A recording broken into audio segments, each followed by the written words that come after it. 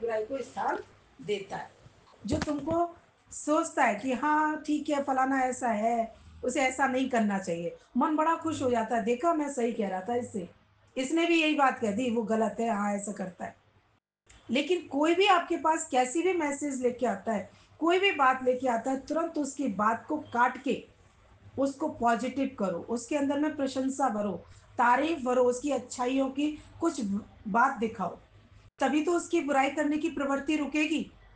अगर हमने उसकी बुराई को स्थान दे दिया, तो वो ऐसे ही आपसे बुराइयों का ढेरा जमाता रहेगा और आपसे ऐसे ही बुराइयां ला ला के बातें करता रहेगा। हमको गुरु के बच्चे हैं, तो हर जगह हमें सावधानी से, अगर किसी की बात भी सुननी है ना, तो ध्यान रखना उसकी बात को काट के, अगर वो अच्छाई करता है तो उसको धन्यवाद करो कि तुम्हारा मन अच्छा है, तुम्हारी बुद्धि अच्छी है जो तुम अच्छाई ढूंढ लेते हो। अगर आप किसी भी चीज़ में बुराई ढूंढते हो, नेगेटिव बात ढूंढते हो, तो उसका मन गंदा है। वो मन गंदा वाला, सामने वाला कहीं कुछ अच्छा है, हो सकता है बुरा भी हो, लेकिन तुम्हारा धर्म ये है कि वो तुमसे अपना मन खाली कर रहा है, तो उसके मन को नेगेटिव बात उसकी खत्म करके उसके मन में उसकी अच्छाई दिखा दो कि नहीं, इसमें 10 अच्छाई ये भी तो है। आप 2 बुराई देख रहे हो, लेकिन 10 अच्छाई भी तो है। सामने वाले व्यक्ति से जब ये तोड़ कर दोगे, तो सामने वाला व्यक्ति फिर आपसे बुराई नहीं करेगा, उसे समझ में आ जाएगा मेरे तो इस मेरी बुराई को ये अच्छाई में कन्वर्ट कर देंगे। तो तभी ये सावधानी, कर्म में बहुत सावधानी है। या तो बुराई करते हो या बुराई सुनते हो, दोनों ही पाप है आपके लिए। और ज्ञानी ना बुराई सुनता है, और कोई बुराई करता भी है किसी के कर्म की, किसी के शरीर की या किसी की वाणी की, तो ज्ञानी उसको पॉजिटिव करता है, उसकी बात को वहीं ढकेल देता है। कहता है तुम्हारा मन थोड़ा सा और ज्ञान वाला हो जाएगा ना, तो तुम सामने वाले में भगवान देखोगे। तो फिर बताओ व्यक्ति का मन अच्छा हो गया नहीं होगा, फिर वो बुराई की जो प्रवृत्ति है उसकी कम होती चली जाएगी। तो ऐसे डेरे मन बनाना चाहता है, लेकिन ज्ञानी बहुत सावधानी से कर्म करता है। आज हम लोगों को कर्म की पूजा बताई है, और कर्म की पूजा तभी संभव है जब हम जागरूक होके इंद्रियों को रखेंगे और इंद्रियों का इस्तेमाल करेंगे, है ना। क्योंकि हम किसी की बुराई को बढ़ावा जब देते हैं, कहीं ना कहीं हमारे मन में भी उस व्यक्ति के प्रति कोई खटास होती है। आपके मन में किसी व्यक्ति के प्रति भगवत स्वरूप है, एकदम शक्ति स्वरूप करके देखते हो, बुरे में भी और अच्छे में कोई भेद नहीं है। लगता है कि आपको कभी कभी आपके जो मसालों की जो डिब्बियां होती है उसमें मिर्च भी होती है, लेकिन मिर्च का इस्तेमाल बंद खतरनाक है, लेकिन एक पैमाने में किया जाता है तो वो हमारा स्वाद बन जाता है। इस सृष्टि में कोई ना कोई खरा है, कोई खोटा है, कोई तेज है, कोई सीधा है, कोई तलवार है, तो कोई फूल है। लेकिन प्रकृति ने अगर किसी चीज का निर्माण किया है, तो कहीं ना कहीं उसका उपयोग है। लेकिन हम अपने स्वार्थ से उस उपयोग को लेते हैं, तो हम उसको बुराई में कन्वर्ट कर देते हैं। लेकिन हमारा धर्म यही है कि खुद भी पॉजिटिव रहें और सामने वाले को भी पॉजिटिव करते जाए, क्योंकि सामने वाले का उद्धार तभी होगा जब उसका मन नाम रूप से हटेगा और देह से हटेगा। और हम तीनों चीज़ों की चर्चा करते रहते हैं, या तो किसी के नाम की चर्चा करते हैं, या किसी की देह की चर्चा करते हैं, और फिर इससे आगे किसी की कर्म की चर्चा करते हैं। फलाने की बात अच्छी नहीं लगती है, यानी हमने उसे जीव करके माना, उसे हमने शक्ति करके नहीं माना। क्योंकि शक्ति की कोई चर्चा नहीं होती है, हमेशा जीव भाव में ही आप कर्म करते भी हो, कर्म बनाते भी हो। तो हमेशा अपने आप को भगवान ने बोला कि मैं बुद्धिमानों में कौन हूँ, बुद्धि हूँ, और तेजस्वियों में मैं कौन हूँ, तेज हूँ, है ना। जो तेजस्वियों की जो तपस्या करते हैं, जो समाधि लगाते हैं, जो ब्रह्म के जो ज्ञान की अग्नि में तपते हैं, उनके चेहरे पे एक अंदर से एक आभा होती है, एक शक्ति होती है। तो जो शक्ति, जो चमकदार जो हमें अनुभव होती है, कहते हैं ना कि कोई अच्छी आत्मा निकल के जाती है, तो एक अजीब सी ठंडक दे के जाती है। तो जो तेज है, वो तेज मैं हूँ। और बुद्धिमानों में मैं कौन हूँ? बुद्धि हूँ। अगर कोई बुद्धिमान व्यक्ति दिखता भी, आप कहते हो ये फलाना बड़ा बुद्धिमान है, तो तुम बुद्धिमान व्यक्ति की तारीफ करोगे, लेकिन उसमें ये एहसास करो कि इसमें बुद्धि बन के परमात्मा बैठा है, इसीलिए इससे ये अच्छा कर्म हो रहा है। तो भगवान के दर्शन करने से हमें क्या आता है? प्रेम उत्पन्न हो जाता है। और अगर हम भगवान को साइड करके कोई भी भाव रखते हैं, तो वहां से हमारा कर्म बन जाता है। तो इससे सरल और कुछ भी नहीं है कि भगवान ने बोला कि अर्जुन, सभी में मेरा ही वास है। हे अर्जुन, तू संपूर्ण भूतों का सनातन बीज मुझको ही जान, और मैं बुद्धिमानों की बुद्धि और तेजस्वियों का तेज हूँ। और अगर यही बात गुरु भी हमें प्रैक्टिकल सिखाता है कि कण कण में बसे भगवान, तो ही मोही अंतर कैसा, हो जाना तू मेरे जैसा। तो किसी भी व्यक्ति में भेद नहीं रखो।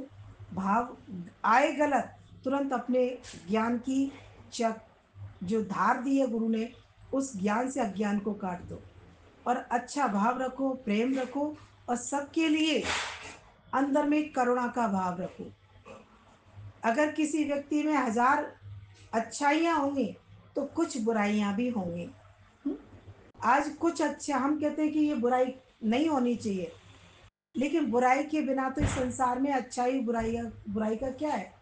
एक जोड़ बनाया है भगवान ने। अगर अच्छाई को बुराई से नहीं ढकेंगे, तो अच्छाई अकेली किसी काम की नहीं है। तो हर प्राणी में कुछ न कुछ परमात्मा ने बैलेंस बिठाने के लिए गुण और अवगुण दोनों ही दिए हैं। तो हमें सबके गुणों से भी प्यार करना है, और अवगुणों को देखना है, पर साइड करना है। किसी के अवगुण वो मेरे चिंतन में नहीं आ जाए, मेरे मन में नहीं आ जाए, और मेरे मन में किसी के लिए द्वेष पैदा ना हो जाए। ये सावधानी रखनी है ना? तो यही सावधानी जित हमारे कर्म धर्म में आ जाएगी, तो फिर किसका क्या है? लगेगा सब अच्छे ही अच्छे हैं। कोई बात तोड़ता है तो भी अच्छा है, कोई बात जोड़ता है तो भी अच्छा है। लेकिन जोड़ने वाला असल में भगवान है, और तोड़ने वाला भी डबल भगवान है वो, कि वो तुम्हारे अज्ञान को काटेगा, ज्ञान को प्रकट कराएगा।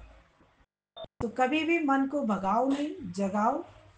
हालात परिस्थिति बहुत अच्छे के लिए आती है, और उसका शुक्राना करो।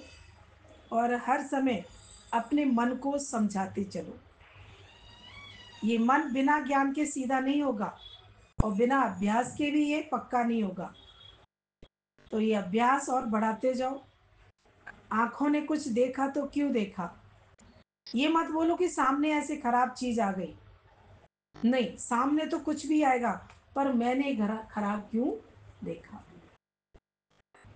हर चीज को अपने को टटोलोगे ना, तो इलाज मिल जाएगा। और हर चीज का जिम्मा तुमने दूसरों को दे दिया, तो इलाज ढूंढते रहना पूरी जिंदगी, इलाज हो नहीं पाएगा। क्योंकि तुम बाहर कारण ढूंढने के बजाय अंदर कारण नहीं ढूंढते हो। और जब अंदर कारण ढूंढना आ जाएगा ना, तो भले मन के वास्ते कोई बुरा नहीं है। और सबसे बड़ी हम लोग तो यही देखते थे, कभी कोई व्यक्ति लगता था कि ये सही, ये इसका व्यवहार, इसका कर, तो हम तो देखते थे जब गुरु जी के यहाँ बगिया में कोई फूल खिला है, तो उससे जब गुरु प्यार कर सकता है, तो मैं क्यों नहीं कर सकता? है ना? कोई तेज है, कोई शेर जैसा है, कोई बकरी जैसा है, कोई तुम्हारे अहंकार को काटने के लिए, कोई तुम्हारे अज्ञान की परीक्षा लेने के लिए, तरह तरह से भगवान खड़े हो जाते हैं। हम्म? तुम्हारे अंदर में कितना ज्ञान गया है, कितने तुम गुरु के प्रति वफादार हो, कितने तुम गुरु के प्रति निष्ठावान हो। कोई भी परीक्षा ले सकता है, जरूरी नहीं है गुरु ही ले। कोई किसी भी रूप में कोई प्रकट हो सकता है। हालांकि गुरु ने किसी को खड़ा नहीं किया है, लेकिन प्रकृति कभी कभी रूप ऐसे धारण करती रहती है। कभी हम देखते हैं खुद की अश्रद्धा होती है, तो हम दूसरे में अश्रद्धा डालना चाहते हैं। लेकिन हम कितना भी डालना चाहें, सामने वाले में अश्रद्धा नहीं है, तो वो श्रद्धा का जवाब देके सामने वाले को भी श्रद्धा में ले आता है। लेकिन कब? जब हम पक्के होंगे तब। हम जब कच्चे हैं, तो सामने वाले के नह हिलाने से हिल जाएंगे, थोड़े से गिराने से गिर जाएंगे। अभी कुछ दिन पहले आंधी आई थी, तो देखा पार्क में पेड़ टूटा डला था। हम देखिए छोटे छोटे पेड़ तो खड़े थे, लेकिन बड़े पेड़ का कुछ हिस्सा टूटा डला था। पेड़ तो नहीं नीचे से गिरा, लेकिन वो जो ऊपर की टहनी कहीं कच्ची हो गई, वो पेड़ से अलग हो गई। तो इस सृष्टि में, इस प्रकृति में जो कच्चा होगा वही गिरेगा, लेकिन जो पक्का होगा वो बड़ी से बड़ी आंधियों को भी सहन कर जाएगा, वो कभी गिरेगा नहीं। आंधी उसे गिराएगी लेकिन वो गिरेगा नहीं। तो इसी तरीके से जीवन है हमारा। बहुत सारी चीज़ें बाहर बहुत सारी उत्पन्न होंगी, बहुत सारा माहौल उत्पन्न होगा, लेकिन किसी भी माहौल से मुझे प्रभावित नहीं होना, क्योंकि हर रूप में मेरा भगवान खड़ा है। तो खुद भी पॉजिटिव रहिए, सबको पॉजिटिव करते रहिए। कोई आपके पास कैसे भी ख्याल लेके आता है, आपकी ज़िम्मेदारी ये है कि उसको उसकी अच्छाई से अवगत करा के उसकी बुराई का ख़त्म कर दें। ऐसा इस संसार में कोई प्राणी नहीं है कि जिसमें अच्छाइयाँ ना हो, और ऐसा भी कोई प्राणी नहीं है कि संसार में कोई बुराई हो उसमें, और कोई बुराई भी ना हो। कितना भी अच्छा प्राणी हो उसमें भी बुराई होगी, और कितना भी बुरा प्राणी हो उसमें भी अच्छाई होगी। तो ये दोनों का तालमेल सब में बिठाते जाओ। तुम गुरु के सिपाही हो, सोल्जर हो, तो सोल्जर का काम है जहाँ कहीं कोई खतरा मंडराए अज्ञान का, वहीं ज्ञान का विस्तार करके एक दूसरे को संभालते जाओ, और उसके मन की गंदगी का इलाज करते जाओ। तो ये हमारी सावधानी है, और इसको जितना ज़्यादा हम सावधानी से चलेंगे, रास्ता बहुत सरल हो जाएगा। जब मेरा गुरु नहीं थकता किसी प्राणी से, सबके आगे झुक के प्यार कर सकता है, सबको अपना बना सकता है, तो हम भी तो वैसे ही सीखे ना। आज गुरु का कोई सामने सामने अपमान कर देता है, फिर जाके गुरु उससे फिर प्यार करता है, फिर उसको पहल करके बात करता है। तो हम ऐसे गुरु के बच्चे हैं जहाँ हमें अड़ना नहीं है। बोले अड़ेगा सो झड़ेगा, मुड़ेगा सो बनेगा। तो मुड़ते जाओ और अपने आप को नम्रता में रखो। ठीक है। कहीं किसी ज्ञान की कमी पाते हो तो ज्ञान को बढ़ावा देते जाओ। कहीं हम देखते ना कि बुराई पीठ के समान होती है और अच्छाई हाथों के समान होती है। हाथों को हम कभी भी देख सकते हैं, लेकिन पीठ, बुराई को क्या कर सकते हैं? पीठ कोई नहीं देख सकता। तो जीवन में अपनी बुराइयां दिखती नहीं है, लेकिन सामने वाले की बुराई बहुत जल्दी दिख जाती है। लेकिन उसकी अच्छाइयों पे नज़र रखेंगे तो बुराइयों को हम साइड कर पाएंगे, है ना। बाकी सबकी इस प्रकृति में भगवान को चाकू की भी ज़रूरत है, तलवार की भी ज़रूरत है, सुई की भी ज़रूरत है। समय समय पे आपको सब काम आते हैं। हुँ? लेकिन हम कहते हैं कि चाकू चाकू की तो रोज़ ज़रूरत पड़ती है, और सुई की समय आने पर, और तलवार की तो छठे माह से कभी आए तो आए, नहीं तो नहीं आए। तो सब तरह की प्राणी है संसार में। बस हमको सब में भगवत स्वरूप रख के प्रेम करना है, और सबकी अच्छाइयों को देख के आगे बढ़ना है।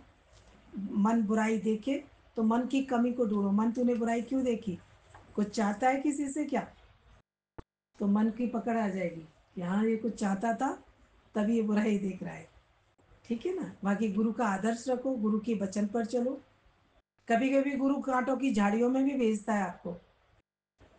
तुम सोचते हो गुरु हमें फूलों के बगीचे में ही भेजेगा केवल, लेकिन कांटों की झाड़ियों में भी भेजता है। क्यों भेजता है? जिससे तुम्हारी सहन शक्ति का पता चले, तुम्हारे अंदर में प्रेम पता चले कि गुरु के प्रति कितने प्रेम में हो। तो बोले तेरे खातिर मैं दुनिया का अपमान सह लूंगा, तेरे खातिर, है ना। तो इतना प्रेम अगाध होगा तो हम गुरु के खातिर सब सह लेंगे। क्योंकि मैं, एक लड़की ससुराल में किसके खातिर सह लेती है सब? पति के खातिर। एक पति से प्रेम अटूट होता है तो सब सह लेती है। नंद की बा शब्द सह लेती है, देवर के ताने सह लेती है, ससुर के, सबके ताने सहती रहती है एक पति के खातिर। तो मैं भी संसार में गुरु के खातिर कभी कभी कुछ भी सहना पड़ेगा, तो सह लेना, क्या हो गया। जब गुरु सबके लिए सह रहा है तो थोड़ा तुम भी सह लो, तभी तो प्रेम बढ़ेगा। ठीक है ना। सभी को गले से लगाते चलो। राह में आए जो दीन दुखी, यही जीवन का उद्देश्य है, यही श्रृंगार है जीवन का। भागो नहीं, जागो। भागना आसान है, जागने में शक्ति चाहिए।